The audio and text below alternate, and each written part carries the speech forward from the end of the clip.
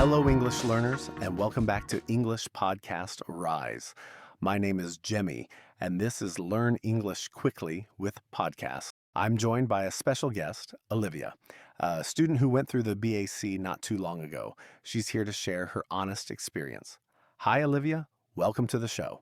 Hi, James. Thank you for having me. I'm really excited to talk about this, even if it brings back some stressful memories. I totally get that. The back is unforgettable, so let's get right into it.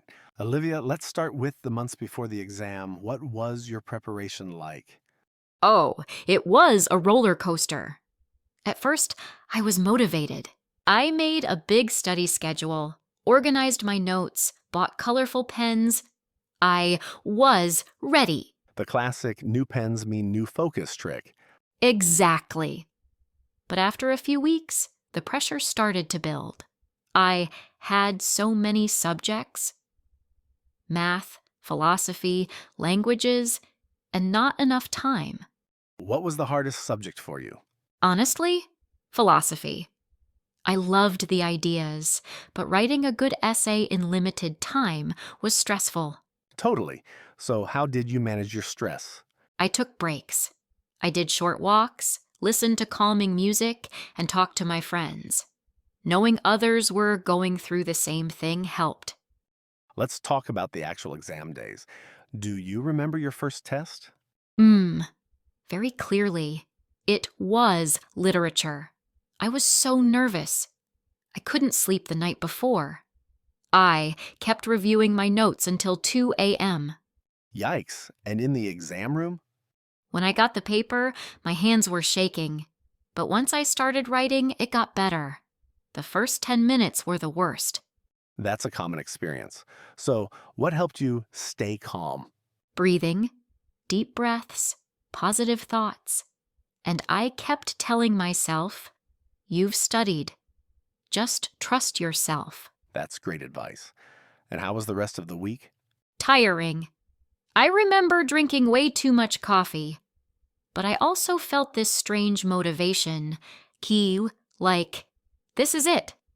Let's finish strong. So, Olivia, how did you feel after the last exam?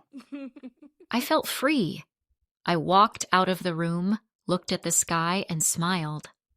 I felt like a heavy weight had been lifted. I love that. And what about the wait for the results? That was another kind of stress. I checked the results website like 10 times a day. Been there. When you finally saw your score, what was your reaction? Relief? I didn't cry, but I almost did. All the work, it was worth it. So, what advice would you give to students preparing for their back now? First, don't panic. Really, take it one step at a time. Second, ask for help if you need it. Teachers, friends, even YouTube. And finally, believe in yourself. You're stronger than you think. That's powerful. Thank you, Olivia. Your story will help so many students feel less alone. I hope so. I remember feeling like no one understood what I was going through. But now I know that so many students feel the same pressure. Yeah, it's easy to forget that you're not the only one stressed or scared. Exams can really feel isolating. Exactly. And I think it's important to talk about it. Not just the grades, but also the anxiety, the lack of sleep, even the self-doubt. That's true. And honestly, hearing you talk so openly about it makes it feel more human. Like it's okay to struggle. Yes. I mean, I had nights where I couldn't sleep, mornings where I wanted to give up.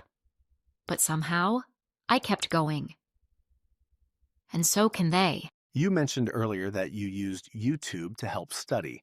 Were there specific channels or techniques that really worked for you? Oh, definitely. I watched a lot of summary videos, especially for history and philosophy. Also, I used the Pomodoro technique. Talk to you, study for 25 minutes, then take a 5-minute break. It helped me stay focused without burning out. The Pomodoro technique. That's a classic. Simple but effective. And How about English? Did you practice it during your back year? A little. Mostly through podcasts like English Podcast Rise, actually. I didn't have time to study English formally, so I would just listen while walking or before bed. That's smart. Passive learning. You absorb more than you think. Exactly. Even if I didn't understand everything, I got used to the rhythm of the language. Such a great tip. All right, Olivia, one last question. If you could go back in time and talk to yourself before your back started, what would you say? I think I'd say, you're doing better than you think, breathe. Trust the procky. And remember, your worth is not defined by your exam results. Wow, that gave me chills. That's something every student needs to hear. We all do, honestly. That was beautiful, Olivia. And before we wrap up, I want to take a minute to go over some of the most powerful phrases you use today, because they're not just emotional, they're also great English. Oh, I like that. Let's do a little recap. All right. So, the first one that really stood out to me was when you said, I felt like a heavy weight had been lifted. That's a powerful metaphor. It means you felt relief, like stress was suddenly gone. This is a great expression to describe emotional release after something intense, it's like an exam. Yeah, I remember that exact moment. It was real. Yeah. And another one, don't panic. Take it one step at a time. Honestly, that's not just good advice for exams, it's good advice for life. One step at a time is such a helpful phrase when things feel overwhelming. Totally. I used to repeat it to myself during study sessions. Then we had this gem, believe in yourself, you're stronger than you think. Such a simple sentence, but full of hope. And for learners of English, this is a perfect example of how basic vocabulary can express deep meaning. It's something I wish someone had reminded me of more often. And I really liked your study advice too, especially using the Pomodoro technique. We're going to spell that out in the description for anyone who wants to try it. It saved me during revision week, honestly.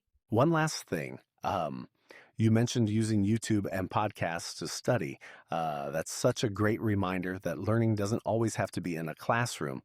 You can learn by listening, watching, even just hearing stories like this. Exactly. And it makes learning feel more natural and less stressful. All right, listeners, I hope today's episode gave you not just language practice, but also motivation. Whether you're preparing for your back or any big challenge in life, remember these 3 things. You're not alone. Take it one step at a time. And believe in yourself. Perfect summary, James. And that brings us to the end of this episode of English Podcast Rise. A huge thank you again to Olivia for being here and sharing so openly.